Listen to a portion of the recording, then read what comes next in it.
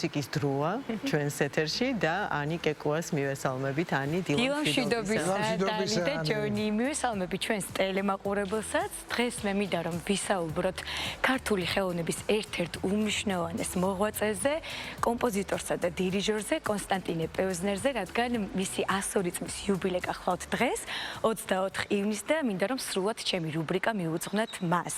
ქალაქ ბაქოს კონსერვატორია აქვს დამთავრებული კონსტანტინე პევზნერს და 1955 წლიდან დაიწყო მან მოღვაწეობა უკვე თბილისში. მას ის არის შემქმნელი ძალიან ბევრი სპექტაკლისა და კინო მუსიკის, ასევე 3 ოპერატა აქვს მას შექმნილი და პიესები ორკესტრისთვის. მისი შემოქმედება კი გამოირჩევა ძალიან ბევრი მახასიათებლით. პირველ რიგში ეს არის მდიდარი ორკესტრაცია, გამომდინარე იქიდან რომ ის გახდათ ხელმძღვანელი სახელმწიფო საესტრადო ორკესტრი რეროსი და ძალიან დიდ მნიშვნელობას ანიჭებდა ინსტრუმენტების ჟღერადობას, მათ ფერადოვნებას, ასევე ქართული მუსიკის მისი მელოდიურობისა და თანამედროვეობის შერწყმას კარგად ნახავდით მის შემოქმედებაში ჯაზისა და სვინგის ელემენტებს და იგრძნობოდა საკმაოდ ამ თანამედროვე ჯაზისა და ბიგ ბენდის გავლენა მის შემოქმედებაში. ასევე მისი მუსიკა იყო ძალიან მარტივად დასამახსოვრებელი, მელოდიური, რადგან დღესაც ბევრ თაობაში მისი მუსიკა ძალიან პოპულარულია. მისი შემოქმედებიდან ვიხსენებთ სიმღერებს, როგორიცაა ორერო, გაზაფხულის ბრალია, გაზაფხულის დუეტი, რად მინდა ბიჭო, რად მინდა და სხვა მრავალი. ასევე ქართული რომანსებისა და ქართული მუსიკის და ზოგადად ამ ყველაფრის ერთობლივი სინთეზი ძალიან მკაფიოდ გამოიხატება მის შემოქმედებაში. ეს თბილისური ურბანული განწყობაც, სენტიმენტალურობა და თბილი ლირიზმი, ასე ვთქვათ. მის შემოქმედებაზე კი უფრო ვრცლად, რა თქმა უნდა, ჩემი სტუმრები ისაუბრებენ. გიორგი როსჩუკინი გახლავთ ჩემი სტუმარი, მისი ერთ-ერთი მემკვიდრე და ნია ბახტაძე, საქართველოს რადიოს ოქროს ფონდის წამყვანი და უფროსი სპეციალისტი და მუსიკათმცოდნე, რომელსაც გავესაუბრები მე ჩემს რუბრიკაში დღეს. მოგესალმებით, ძვირფასებო. ძალიან დიდი მადლობა მობრძანებისთვის. ასეთ დილიდან ჩემთან ერთად რომ ხართ და ასეთ კარგ თემაზე რომ შევიკრიბეთ, იმიტომ რომ ჩემთვის უსაყვარლესი კომპოზიტორი გახდათ კონსტანტინე პევზნერი და უნდა ვთქვა დასაწყისშივე რომ ჩემი ბავშვობა ესე იგი დაიწყო მისი მუსიკით, იმიტომ რომ ერთ-ერთ კონკურსზე მქონდა შესაძლებლობა რომ შემესრულებინა ორკესტრთან ერთად მისი სიმღერა და რაღაც სხვა სენტიმენტები მაკავშირებს, ასე ვთქვათ, მასთან. ნია, მოდი დავიწყოთ თქვენით, იმიტომ რომ ვიცი რომ მისი გარემოცვა კარგად ნაცნობია თქვენთვის და პირველ რიგში დავიწყოთ, მე ვისაუბრე რითი განსხვავდებოდა მისი შემოქმედება, ხო, მისი თანამედროვეებისგან, მაგრამ მოდით ვთქვათ, აი რა იყო ის მისი თავარი ხელწერა მაინც თქვენი ხედვით? ცოტა შორიდან დავიწყებ შეიძლება, იმიტომ რომ კონსტანტინე პევზნერი მართლაც ოქროს ასოებით არის ჩაწერილი არა მარტო ქართულ საესტრადო ხელოვნების ისტორიაში, არამედ ზოგადად ქართულ სამუსიკო ხელოვნების ისტორიაში. ხა ძალიან სასიამოვნო რომ დღეს მისი დაბადების დღეა და ჩვენ აღვნიშნავთ, არაერთხელ აღნიშნავს ეს დაბადების დღე ჩემს გადაცემაში რადიოში და მე მინდა გავიხსენო პირველი გადაცემა, რომელიც საკმაოდ დიდი ხნის წინ იყო, წარმოიდგინეთ 2004 წელი იყო და პირველად აი ქალბატონი მერცია მოვიდა ჩემთან, მოიტანა ახალი დისკი, მისი სიმღერების ახალი ვერსიებისგან იყო ეს შედგენილი ეს კომპაქტ დისკი და მაშინ ჩემი სტუმრები იყვნენ ქალბატონი მერცია, მისი უსაყვარლესი მეუღლე, ბატონი გურამ ბზვანელი, კომპოზიტორი, ასევე ზურაბ ცხილაძე, რომელიც იყო ანსამბლეროს ერთ-ერთი პირველი სოლისტი და იყო ასევე თაბრიკო ჭოხონელიძე, ეს არის ყველა თაობის წარმომადგენლები. მე ძალიან ბევრი რამ შევიტყვე მაშინ კონსტანტინე პევზნერის შესახებ, იმიტომ რომ ჩვენ საუბრობთ კონსტანტინე პევზნერზე, ხა თქვენ აღნიშნეთ შესავალში, როგორც არაჩვეულებრივ კომპოზიტორზე, იყო შესანიშნავი პიანისტი და აკომპანიატორი, ასევე დირიჟორი, საოცარი ელეგანტური მანერით, სადირიჟორო მანერით, მაგრამ კიდევ გაცილებით დიდია მისი ტალანტი, იცით? ის იყო ჯერ ერთი უნდა ვთქვათ, რომ საოცარი რეჟისორული ნიჭით დაჯილდოებული ადამიანი და იყო საესტრადო საერთო ჟანრის რეჟისორი. ეს კიდე სხვა მიმართულებაა და სხვა საკმაოდ რთული თქვენ წარმოიდგინეთ. ამის შესახებ ბატონი გიგა ლორთქიფანიძე აღნიშნავს, რომ საოცარი ხედვა ჰქონდა მას რეჟისორული, აი როგორ აწყობდა მაგალითად კონცერტს. ყოველთვის აღმავალი გზით მიდიოდა მისი საკონცერტო ნომრები. ეს კი არ იყო უბრალოდ ნომრები. მე მაშინ იყო ესეთი კონფერენციების ინსტიტუტი და ბატონი ქართლოს კასრაძე, შემდეგ გია ჭირაქაძე, მათ ჰქონდათ მნიშვნელოვანი როლი. აკოლთის სუფევდა რაღაცა იუმორი მის კონცერტებში, ესეთი განწყობა და ეს კონცერტები იყო ესეთი აღმავალი გზით მიდიოდა მთელი მისი კონცერტი და ეხლა რაც მთავარია, როდესაც ის შეეხო ქართული კომპოზიტორების სიმღერებს, აი ესეც აუცილებლად უნდა აღვნიშნოთ, როგორც არანჟირების ავტორი. მინდა გითხრათ, რომ ვალში არიან მის წინაშე ქართული კომპოზიტორები, იმიტომ რომ მან საერთოდ ქართულ ესტრადას შეძინა საოცრად ელეგანტური და დახვეწილი ელფერი. აი ინტელიგენტობა. ეს ეპოქა იყო ერთგვარი, ხო? იცით, არა, იყო, მაგრამ ამ ეპოქაში სწორედ გამოირჩეოდა. ეპოქა სწორედ ძალიან რთული იყო და ამ მხრივ გმირობა იყო იმ დროს. ჯაზი იყო აკრძალული ხელოვნება, ხო? მაგრამ ისე მოახერხა ბატონმა კოციკამ, როგორც მას ყველა სიყვარულით ეძახდა, რომ აი ეს ჯაზის ელემენტები მიუსადაგა ქართულ ჟღერადობას. და საერთოდ ძალიან საინტერესო ბიოგრაფია აქვს ბატონ კონსტანტინეს, იცით, იმიტომ რომ როგორ მოხვდა ის თბილისში, ხო, ალბათ ყველას აინტერესებს. მას დედა ყავდა ქართველი, ტყეშელაშვილის ქალი და 5 დედმამიშვილი ყოფილან და ამიტომ სანათესაო ქართველი ძალიან ბევრი ყავდა და ქაბდონ მერცემ ერთხელ რა მითხრა, ხშირად ამბობდა კოციკა, მე საქართველოში ვარ ებრაელი და ისრაელში ვარ ქართველი. ხო, იმიტომ რომ აი ეს ქართული გენეტიკა როგორც ჩანს მძლავრად იყო მასში, ბუნებრივია, იმიტომ რომ დაიბადა ბაქოში, თქვენ უკვე ახსენეთ, პროფესიული განათლება მიიღო, მან ყარა-ყარაევის კლასში სწავლობდა აზერბაიჯანული მუსიკის ფუძემდებლის, ხო? ამიტომ პროფესიონალი იყო, შესანიშნავად ფლობდა ორკესტრის ხელოვნებას. და აი ამის შემდგომ ჩამოდის, ის თბილისში ჩამოდიოდა თავის ნათესავებთან ბავშვობაში. იქ სხვათა შორის ყავდა ორკესტრი თავისი ბაქოში უკვე 17 წლის ასაკში. შემდეგ როდესაც ჩამოვიდა, ნუ ყველა აღნიშნავდა, რომ აი მაშინ პოლიტექნიკური ინსტიტუტის ცნობილი ორკესტრი იყო და ბატონმა დორიამ კიტიამ მიიწვია კონსტანტინე პევზნერი, მაგრამ მანამდე ქალბატონმა მერციასგან ვიცი მე ეს ინფორმაცია, რომ მისმა ნათესავმა ცოტა ადრე გააცნო დიდი ჯანო ბაგრატიონი კონსტანტინე პევზნერს და მას მისი ორი სიმღერის არანჟირება გააკეთა, ასე რომ ასე დაიწყო არანჟირებით თბილისში, ხო, არანჟირებით.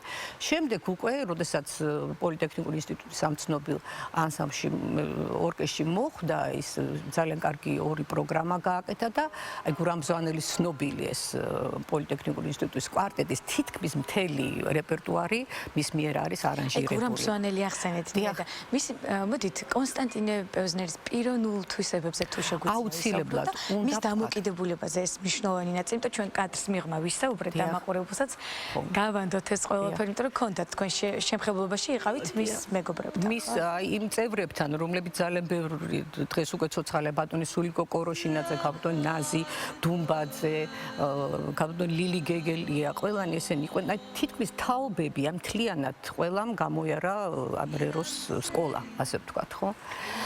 აი კონსტანტინე პევზნერის პიროვნული თვისებები, ეს იყო უნიჭიერესი ადამიანი, იცით? და აი როგორ შეერწყა ჯერ ქართულ ყოფას თავისი ბუნებით, თავის მუსიკალურ შინაარსით და აი წლების მერე გახდა ნამდვილი ქართველი. თავისი სუფრის ფრიალით, იყო არაჩვეულებრივი თამა და თუმცა არაჩვეულებრივი მთხრობელი. ქონდა შესანიშნავი იუმორი და აი ბატონი ზურაბ ფრცხილაძე თავის მოგონებაში აღნიშნავს, რომ პირდაპირ ველოდებოდით მის მონათხრობ პატარა ნოველებსო. ეს ყოველთვის თან ახლდა ამ სუფრას.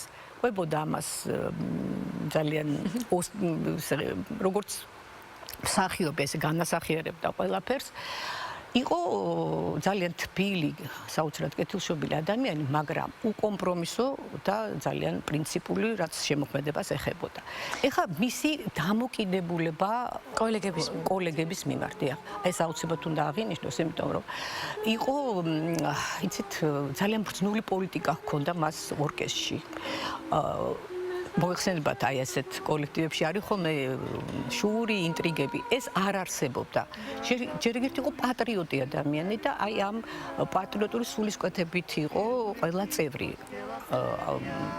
ამ რეროს ორკესტრისა. ეხმარებოდა სხვადასხვა კომპოზიტორებს, მისი თაობის კომპოზიტორებს. ის აიძულებდა უბრალოდ რომ დაეწერათ ახალი ნაწარმოებები. აი ეს მინდა გითხრათ. ჯერ მომღერლებს ეგეთქვით რომ ინდივიდუალობას არავის არ უკარგავდა, ეს იყო მნიშვნელოვანი. ყველა ეგონა რომ ყველაზე საყვარელი მომღერალი იყო მისი ხო? აი ეს დიდი ნიჭია ასე რომ გზნობს. და რეპერტუარის შერჩევა რაც მთავარია. აი მაგალითად ქალბატონ ნანული მითხრა მერთხელ რომ მე მითხრა რომ შენ ხარ ქართველი მომღერალი და ამიტომ უცხოურ რეპერტუარს არასდროს არ მაძლებდაო. და აი მაგალითად ნაზი დუმბაძესთან იყო ესპანურენოვანი სიმღერები და ასე შემდეგ, ხო? ყველას ესე მე როგორ არჩევდა თვითონ სიმღერებს, რადგან ეს დიდი სტიმული იყო ქართველი კომპოზიტორებისთვის, მოქონდათ სიმღერები, ის დაუკრავდა, მოისმენდა, იტყოდა, ნუ რუსულენოვანი იყო, მაგრამ ნუ მე ქართულად კარგი სიმღერაა, მაგრამ არა საკონცერტო და მართლაც რომელ სიმღერასაც აარჩევდა ეს საკონცერტო დიდ ესტრადაზე, ხო, იმას ჰქონდა ძალიან დიდი წარმატება და იცით როგორ გაყავდა თურმე მომღერლება ხელს მოხვევდა, რომ აბა წავედით სცენისკენ და უკვე ეს რაღაცა დიდი ის იყო სტიმული მათთვის. სტიმული იყო მათთვის და мотиваცია. გიორგისთან და გადავიდე აუცილებლად კითხვით, იმიტომ რომ ეს არის ადამიანი ჩემთვის, ვინც რა ვიცი, მე მგონი საყოველთაო საქმეს აკეთებს ასე ვთქვათ, იმიტომ რომ კონსტანტინე პევზნერის შემოქმედების შენარჩუნება და თაობებისთვის გადაცემა ეს უდიდესი საქმეა და ძალიან დიდი მადლობა ამისთვის პირველ რიგში რომ გვინახავთ ამ საგანძურს და მოდი გიორგი ვისაუბროთ იმის შესახებ თუ რას გეგმავთ მის შემოქმედებასთან დაკავშირებით აი რას აპირებთ რომ გააკეთოთ როგორ ინახავთ ამ ყველაფერს და ვისაუბროთ ასევე იმ მუსიკალურ ნომერზე რომელსაც გეგმავთ დღეს ჩემს რუბრიკაში როგორ შედგა როგორ ჩამოყალიბდა ეს იდეა ბატონო მოგესალმებით მადლობა მოწვევისთვის, მადლობა რომ დრო დაუთმეთ პევზნერის ასე თქვა შემოქმედებას, მით უმეტეს დღევანდელ დღეს. რაც შეეხება კითხვას, მოდით ბოლოდან დავიწყებ. რაც შეეხება დღევანდელ სიმღერას, რომელსაც მარიამი შეასრულებს, რაღაც ისე მოხდა, რომ ზუსტად ამ დროს შარშან იყო კიდე ჩართვა თქვენი არხის მეშვეობით, ისე კონკრეტულ დაბადების დღეს და მარიამი აკეთებდა ჩართვას. პროცესში არ მახსოვს რა სიმღერა იყო. მე მგონი გაზაფხულის დუეტი იმღერა გიგა ჯალაღონიამ და რაღაც მომენტში გაირკვა, ანუ შემომჩნია რომ თვითონაც იყო ასე ვთქვათ, ფენიერად მღერის. შესაბამისად, მაქედან წამოვიდა ეს იდეა რომ მარიამსაც თვითონ არჩია ეს სიმღერა. რადმინდა სიმღერა, მასუდა ამ სიმღერის სიმღერა და ავი მე მგონი ავთანდილ ბაჯულგელოვანის ლექსია შექმნილი ქალბატონი ნანისთვის ეს სიმღერა. კი ბატონო. მოდი ვისაუბროთ კიდევ იმ მომავალი გეგმების შესახებ, რასაც აპირებთ კონსტანტინე პევზნერის შემოქმედებასთან დაკავშირებით, რა სურვილები არის და რა რეპერტუარი იქნება წარმოდგენილი.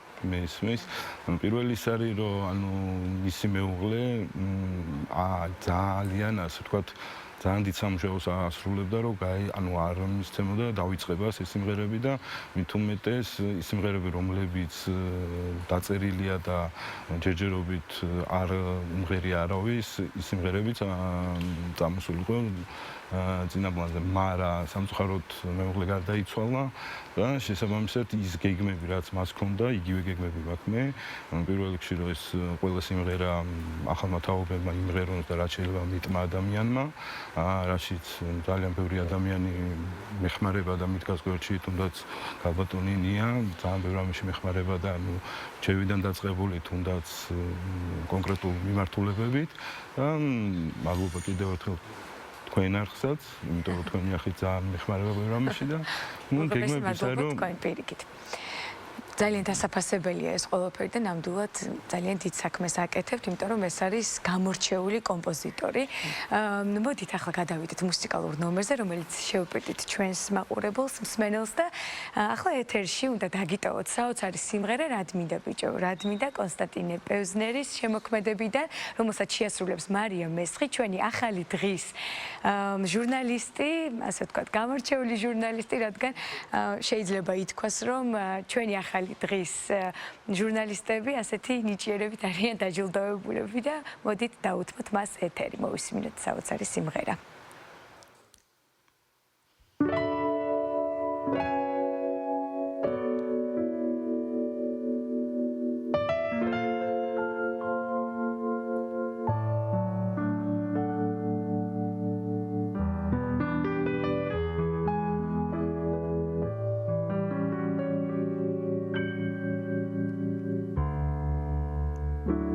ბაღში ისრება ვარდი თუ